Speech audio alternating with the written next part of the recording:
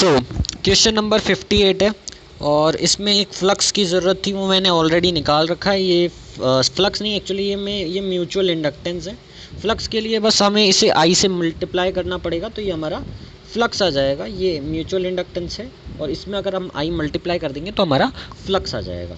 ठीक है, उसको छोड़िए, चलिए अब हम ये करते हैं क्वेश्चन।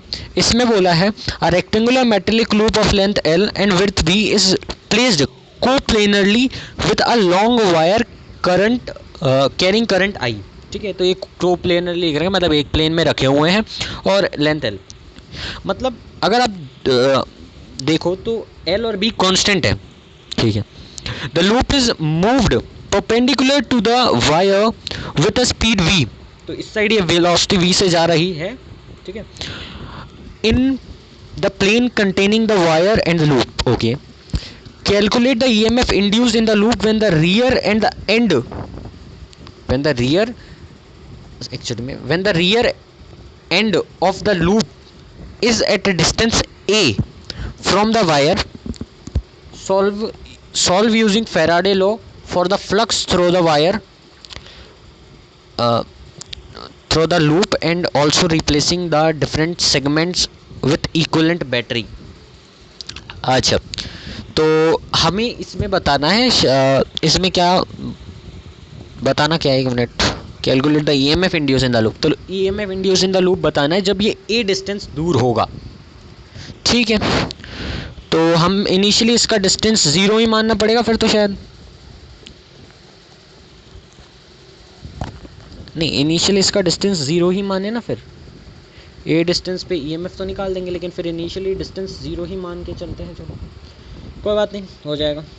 तो हम अगर यहाँ पे देखें तो हमारा ए जो है वो कंटिन्यूसली बढ़ रहा है।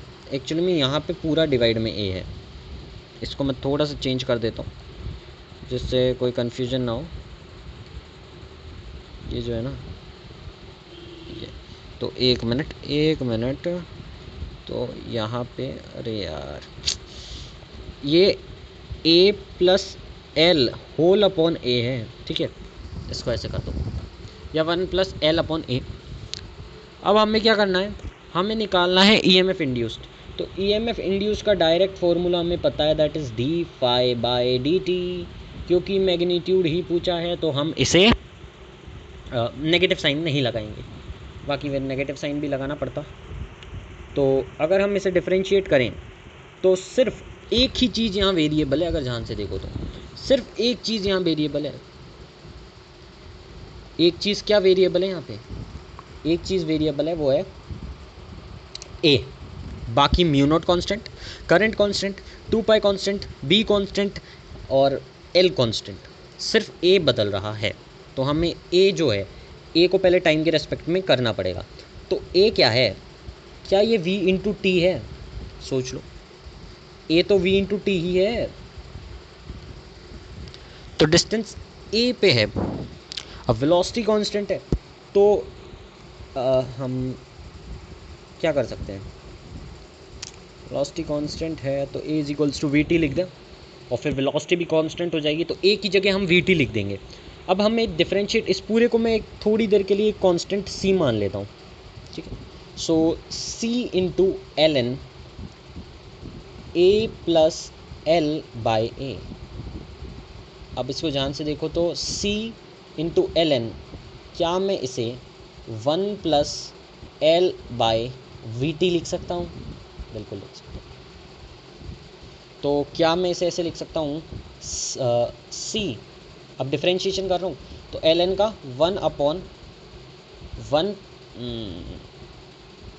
1 plus L upon we T. अब हमें करना है इसका डिफरेंशिएशन। सो करते हैं अब डिफरेंशिएशन वी टी का एक मिनट मैं टाइम के रेस्पेक्ट में कर रहा हूँ। हाँ ठीक है, चलो सही किया। अब हमें एल बाय वी टी का डिफरेंशिएशन, मतलब इस पूरे नीचे वाले टर्म का डिफरेंशिएशन करना है। इस नीचे वाले टर्म का डिफरेंशिएशन क्या आप समझ सकते हैं, यही होगा, दैट इज़ 1 का differentiation 0, L by V constant ही है, और इस बचे हुए टर्म का डिफरेंशिएशन सोचिए क्या होगा, दैट इज़ -1/t²। बिल्कुल बिल्कुल।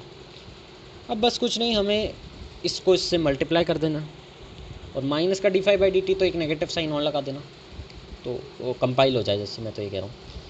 तो ये इसका डिफरेंशिएशन है। तो अगर हम अब डालें तो ये बनेगा c × ln। इसको मैं कैसे लिखूँगा? तो एक्चुअली में यहाँ पे ln नहीं आएगा अब, क्योंकि मैंने डिफरेंशिएट कर दिया है। तो ये बनेगा 1, एक काम करते हैं, इसको ऐसे लिख देता हूँ, vt plus l into l/v into minus का 1/t²। हाँ बिल्कुल। अब हम एक t को तो यहाँ से गायब कर सकते हैं, और हम वेलोसिटी को भी गायब कर सकते हैं। बाकी c की वैल्यू में क्या क्या है? c की वैल्यू में हमारे पास है μ0I 2π और b। तो एक बार रखते हैं इसकी वैल्यू, तो नेगेटिव साइन हटा दीजिए क्योंकि कोई मतलब नहीं है। That is μ0I b/2π into 1/a plus l into l। अब मैं चाह रहा हूँ कि यहाँ से t हटे, ये t नहीं आना चाहिए ये टर्म। वेलोसिटी से मल्टीप्लाई कर देता हूँ और डिवाइड कर देता हूँ, तो ये आएगा μ0I b/2π into 1/a plus l into l into v into T को मैं a लिख सकता हूँ। तो हाँ, ये आंसर हो जाएगा, ब्रैकेट लगा देना सब। So I think this is answer. एक बार मैं चेक कर लेता हूँ। 58,